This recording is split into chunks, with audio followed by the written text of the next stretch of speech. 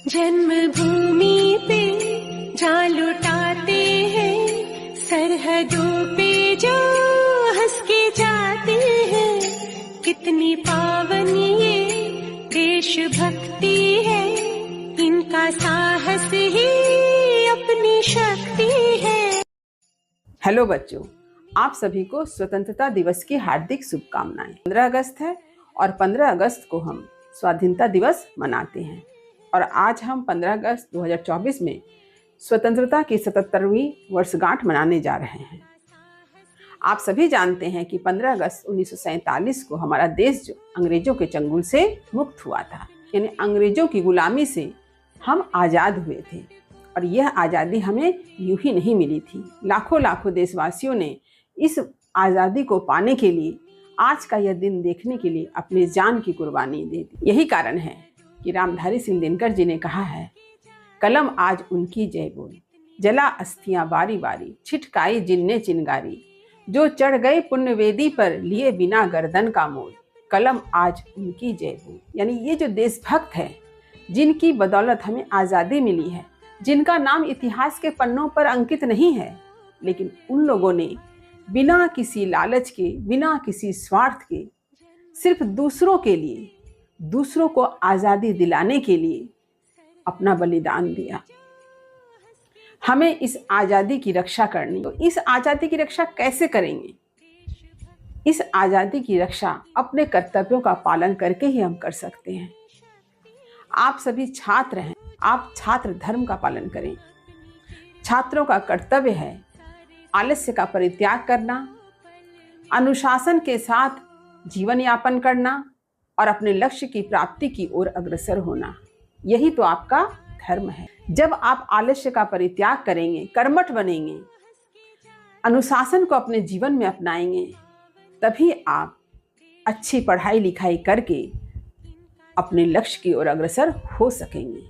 आपको सफलता प्राप्त करने से कोई नहीं रोक पाएगा और अपनी सफलता को प्राप्त करके ही आप अपने देश के लिए, राष्ट्र के लिए, अपनी भारत माता के लिए अपने कर्तव्य को निभा पाएंगे। और यह कर्तव्य आप सत्यनिष्ठा से, ईमानदारी से निभाएं। आपको ऐसा लग सकता है कि चारों तरफ भ्रष्टाचार का बोलबाला है, तो आप कैसे सत्य पथ पर आगे बढ़ेंगे? लेकिन आप सभी को जानना चाहिए कि एक दीपक ही असंख्य दीपक को जला सकता है। आप अपने ज्ञान के द्वारा, अपने हिम्मत से, अपनी सत्यनिष्ठा से, अपनी ईमानदारी से अपने जीवन को सच्चाई के साथ आगे बढ़ाएं। अपने कार्य को ईमानदारी से करें। आप देखेंगे कि आप ही मिसाल बनेंगे औरों के लिए। इसी तरह से जब आप अपने देश के प्रति कर्तव्य को निभाएंगे, तभी तो आप सच्चे देशभक्त की श्रेणी में खड़े हो पाएंगे। सिर्फ सरहद पर लड़ने वाला सैनिक ही देशभक्त नहीं होता।